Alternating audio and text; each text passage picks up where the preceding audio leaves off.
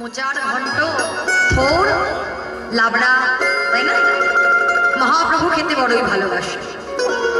তাহলে দেখো রং ফিরে গেল, ঢং ফিরে গেল, আহারটা পরিবর্তন হলো। এবার বৃন্দাবনে কৃষ্ণের স্বভাব কেমন ছিল বলো? স্বভাব কেমন ছিল? চোর চূড়ামণি না? ব্রজের ঘরে ঘরে নবনী চুরি করে খেয়ে বেড়াতো।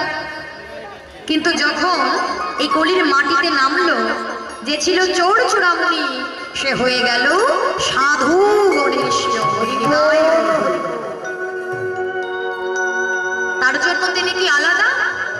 না, শাস্ত্র বলছে যে কৃষ্ণ সেই গৌর, সেই হলো জগন্নাথ। তাই দেখো দেখো এসেছে ব্রজের বাঁকা কালো সখা দেবিয়া তোদের সোনার নদিয়া এসেছে।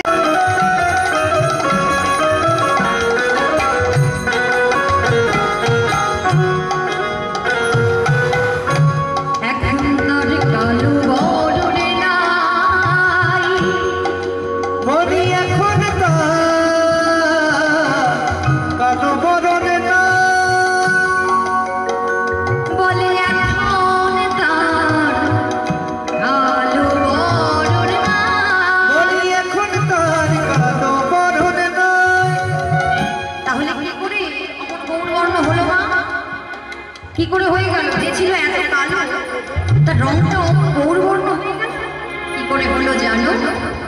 তাহলে শোনো, রায়ের রঙ ছটা লেগে গৌর হলো, রায়ের রঙ ছটা লেগে গৌর হলো, রায়ের রঙ ছটা লেগে গৌর হলো, রায়ের রঙ ছটা লেগে গৌর হলো।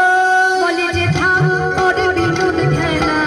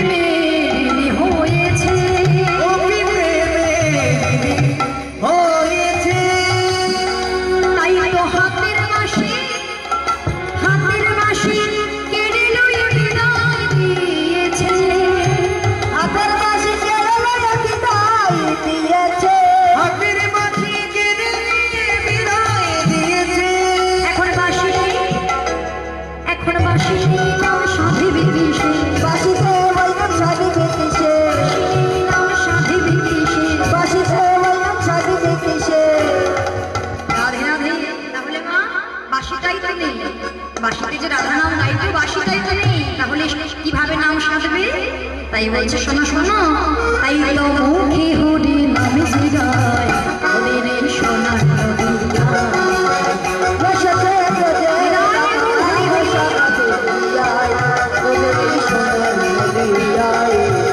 এসেছে তোদের বাঁকা কালো সখা দেখিয়া, তোদের সোনার নদিয়া, তোদের সোনার নদিয়া, তোদের সোনার নদিয়া। অবসমুদ্রের পার হতে দাঁড়াই, দুটো বাহু তলন করে মহাপ্রভু আমাদের মতো জীবগণকে ডাকছে। জীব ওরে কলির যে ছুটে আয়, এক বদনে দুটো হরি কথা বল, দুটো কৃষ্ণ কথা বল, একবার সাধু সঙ্গ কর, একবার ভক্ত সঙ্গ কর। আচ্ছা জি, এমন ভাবে আমার আমার আমার বলে আর কতদিন তোমরা পড়াইবে? প্রতিনিয়ত যে একটি একটি করে দিয়ে সাধন ভজন করার জন্যই ধরাধামে এসেছিলে, সাধন ভজন তো কিছুই করলে না।